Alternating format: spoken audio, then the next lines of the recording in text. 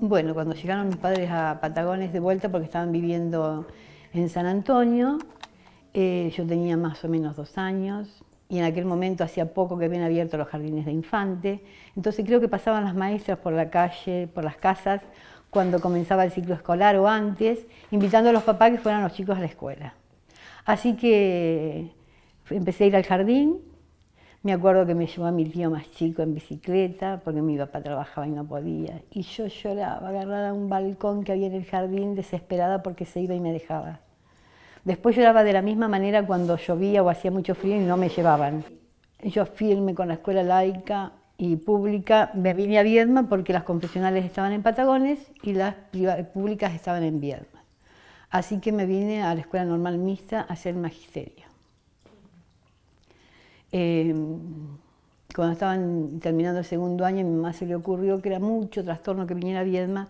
Hice el tercer año en el colegio de las monjas y la verdad que a los 2 meses ya me quería venir, pero no conseguía el pase de nuevo. Y terminé el cuarto y quinto año, lo hice en el colegio normal y fui de la primera promoción de maestros que no fueron. En realidad nosotros nos recibimos como bachilleres pedagógicos. Sí, hice las cosas como que había que hacer, ¿eh? A los 2 empecé el jardín, a los 3 empecé el jardín, casi 2 pasaditas, después a los 6 la escuela primaria, a los 13 la secundaria, y sí, me tomé un año sabático cuando empecé la universidad, que tampoco me podía ir afuera, mis padres me dijeron que no me podían pagar, así que empecé a trabajar en Textiles Viedma y empecé a estudiar psicopedagogía en la Universidad del Comahue, que estaba en ese momento armándose como Universidad del Comahue, era Instituto Instituto Superior de Formación, era una cosa así, del profesorado.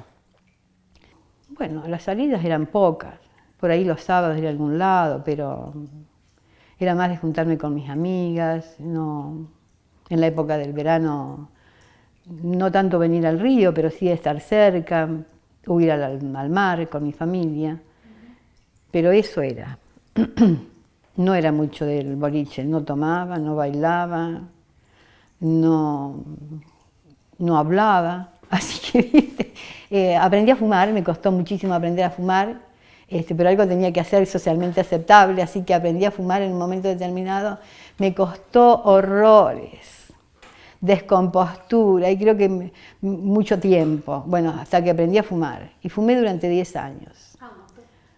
Nosotros nos juntábamos, militábamos en la JP, en la Juventud Peronista dentro de la universidad. Sí, digamos que militábamos allí. ¿Nosotros te referís a vos y Oscar o con otras amigas? No, había otros compañeros también ahí, pero en realidad nosotros siempre nos mantuvimos unidos a nuestros grupos de amigos, que muchos eran mis amigos desde cuando éramos muy chicos. Por ejemplo, Cachito Crespo, Susana Rosa fue mi amiga, esta amiga que fumaba, que nos hicimos amigas cuando nos conocimos 14 años, y Cachito estaba en la escuela también, y lo conocíamos de la escuela, Bachi también en la escuela secundaria, aparte, mira las vueltas a la vida, mi mamá había ido a la escuela creo que con un tío de Bachi y con la mamá de Cristina, por ejemplo, en San Antonio, o sea que se conocían desde ahí, nosotros nunca habíamos sido amigos. Así que nos juntábamos por ahí a charlar, a discutir lo que pasaba, como grupo de amigos y hablábamos de estas otras cosas, porque en realidad yo no iba a otro lado. En realidad yo siempre más tuve más una beta más de lo social que de lo político, ¿viste? No me bancamos mucho las reuniones y esas cosas. Cuando decís lo político te referís a los partidarios, exactamente, sí. Lo social también. Sí, bueno, pero no, a lo político partidario.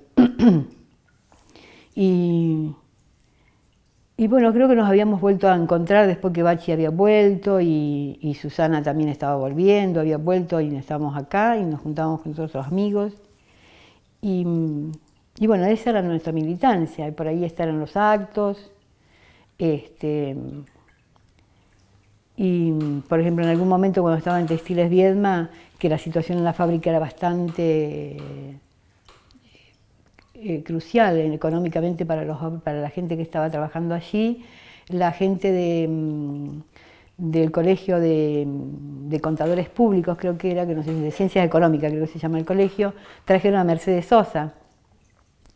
Y Mercedes Sosa, bueno, actuó en el Centro Cultural y después quería hablar con los estudiantes, así que nos fuimos a un lugar, no le gustaba, terminamos reunidos en la casa de mis viejos con Mercedes Sosa, ¿viste? Hablando de esto. Yo hasta el día de hoy me parece imposible haber estado en la cocina de mi mamá con Mercedes Sosa y otros compañeros hablando de qué hacíamos como estudiante y qué pasaba en el país. Había venido acompañada de su esposo. Bueno, ya cuando Oscar volvió, al poco tiempo estaba organizada la Asamblea Permanente por los Derechos Humanos en Viedma, que funcionaba en el obispado, estaba Esaine, y estaba el papá de Jorge Tazara,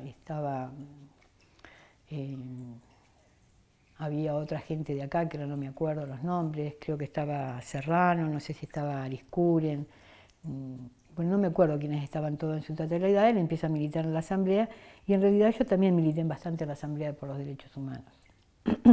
Y en eso estábamos y teníamos mucha vinculación también con el MED, con el Movimiento Ecuménico por Derechos Humanos, que ellos habían hecho, si bien la Asamblea se dedicaba a hacer las denuncias y todas esas cosas más bien con las personas, ¿no?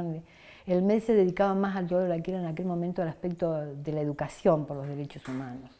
Así que estaba el MED, después nos encontramos con el CODECET, con Norberto Liski, que éramos muy amigos con él también, y estábamos desde ese lugar también militábamos afuera, por ejemplo en el año 86, creo que fue 87, que habíamos estado en el encuentro internacional, o sobre todo latinoamericano, de niñez y adolescencia en tránsito a la democracia, que te decía ayer, ¿no? Donde había gente también que estaba por la cuestión de la identidad, el niño y la identidad, no me acuerdo qué era, que tenían sede en Suiza, por ejemplo, en aquel momento.